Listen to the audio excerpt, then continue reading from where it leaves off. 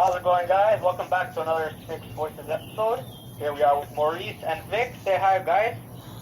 Hey, what's up, man? What's up? How's everybody's week been?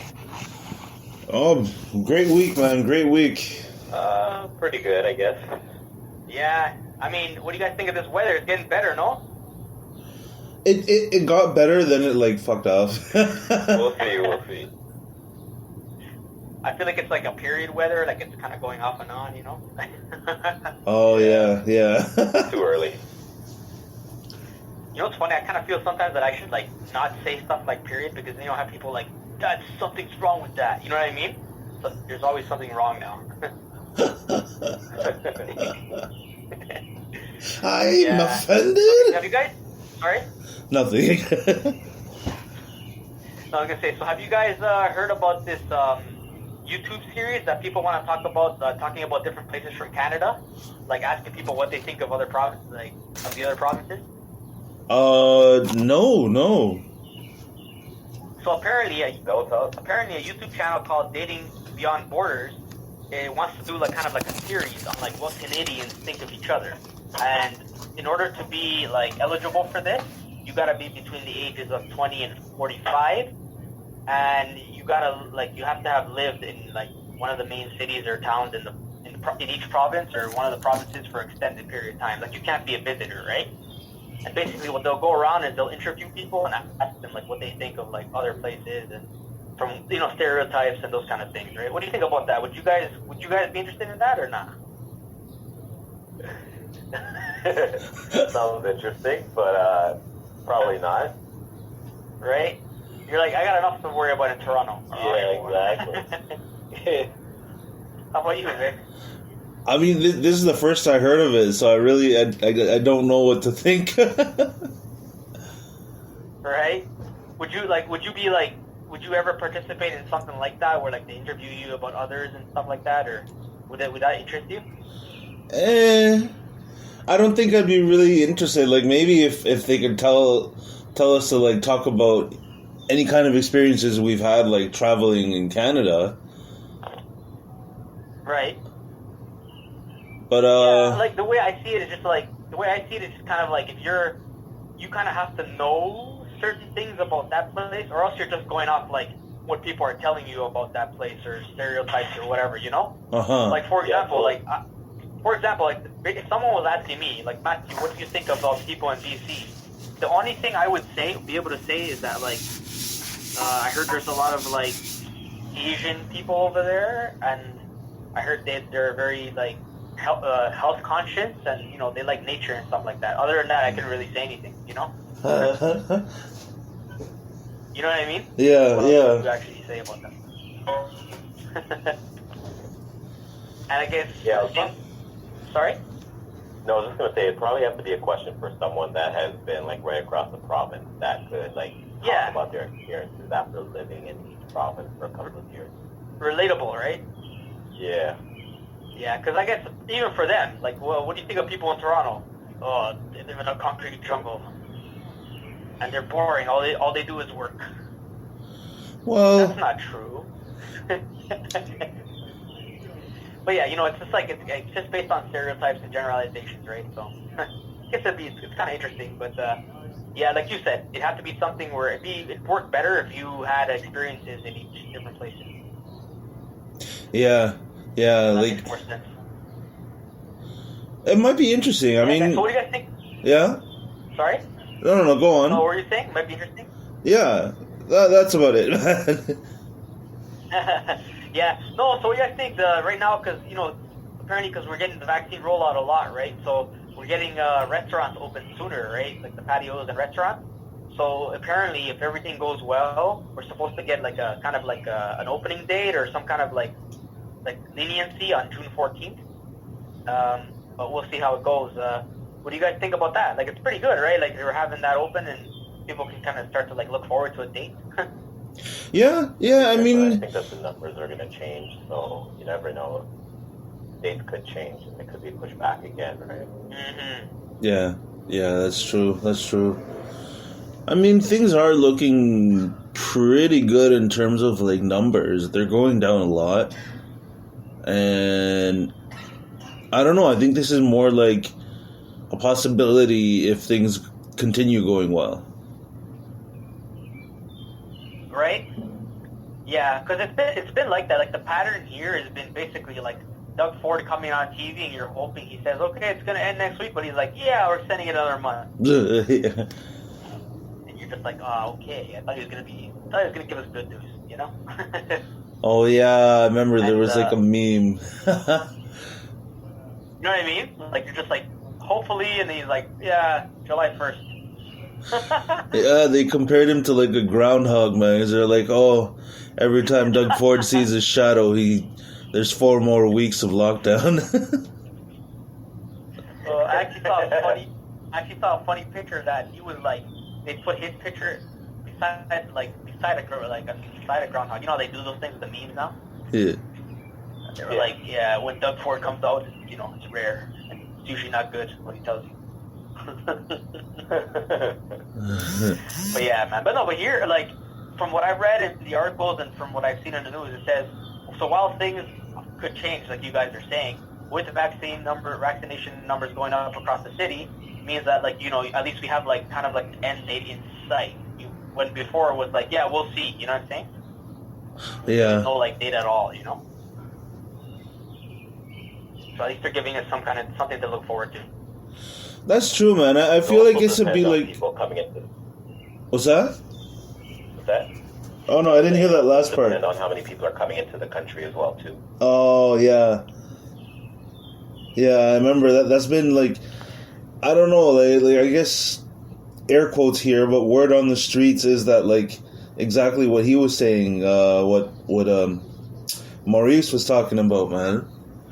Because, like, there's so much uncertainty with it. I think a lot of people are just taking it with a grain of salt. I don't know, man. I feel like... Yeah, sorry. Hello? Yeah, you feel like what? Sorry? Oh, yeah, like what's going on, I guess, I guess I've gone on about it a lot, but, like, it's just... I don't know, man, because I'm out a lot lately. I see the last, like, 2 to 3 months... People go out anyways, and they do their things anyways, they live their life, like Matt, like you've been to Canoe Landing before, right? Yeah. It's a really special space, man, and you get to see, it's almost like a look into the future, because there's, like, people doing gym classes and Zumba classes and soccer and this and that, and it's just like... Oh, yeah, it's very lively. Yeah, it's a lively place, and I feel it's become like almost like a battlegrounds for people to protest against all these rules and stuff, right? Yeah. So Maurice, Vic is talking about a soccer space that they play soccer. So. Oh, okay. Yeah, so it's a lot, and it's like a place where, like, when you go, you see people playing, like, doing their own thing, like, the fitness, and, like, there's a basketball court nearby, and, like, people are just doing their things, like, physical activity, right? It's cool. Yeah. Like, little groups here and there, Oh, yeah, and like, people hang out, they have their drinks, they bring their music, and they bring their other stuff, I like that. Other stuff. I like that. That's a good way to put it. My other stuff is like a sandwich, but I know what you mean. Oh yeah, they bring like a beer and some other stuff, right? Yeah. No, but you know what? Like, put it this way. Like, how are they? They can crack it down on certain things, but, like, is it really that bad that people are outside exercising? Like, how mad can you get about that, Yeah, I mean, plus like, it's kind of interesting because the area, stats-wise, has very low, if any, cases. And at the same time, because it's a public space, like, it's very interesting, man. Like, honestly, Maurice, if you can, I would invite you to come down to that park. There's a lot to do there, man. Wow. Yeah, well, hopefully, definitely, man. It seems like they're trying to find ways to get around all the restrictions there. Oh yeah. Make sure you bring your working legs, to do some stuff.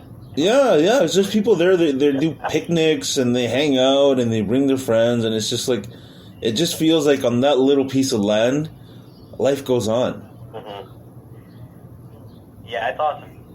Yeah, no, but I think overall, like, I think what to sum up that, like, it's kind of like people are just, they're a little bit like, there's the way the sense I get is like, okay, we've been cooped up all winter. The weather's getting nicer. I want to go outside. I want to exercise. And like, what are you really gonna say about it? You know what I'm saying? Like, a lot of people are getting vaccinated. Like, okay, ease up already. You know? I think that's the sense I get from people. You know? Oh yeah. Like, we don't want to be indoors like until next summer. Oh yeah, goodness no, yeah, man. No, but sorry. Oh no, I was just saying goodness no. Like to your point. Yeah.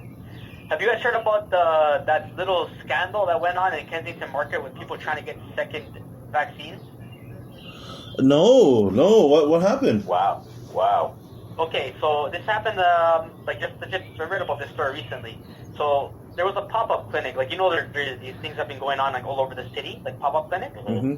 Yeah. So this clinic popped up in Kensington Market, but it was specifically for people in that community, and from what I understand, and it was specifically elderly people that are, like, you know, they have, like, maybe trouble, they haven't had a chance to get their first shot or something, you know what I'm saying? Mm-hmm. So this group of other random people, like just random ages, came, and they were demanding a second shot of the vaccine ahead of those people that haven't even gotten their first shot in that community. And when people said, no, this is only for people who, like, haven't gotten a first shot yet, and, like, elderly people, they didn't care, like, they didn't leave until people were like, you know, I want to get a second shot, I'm not leaving until you do it. You know, so basically it was a kind of a controversy because they didn't really care that the other people were in line from the community to get the first shot. They just wanted their second, you know what I'm saying? But it was for people in that community.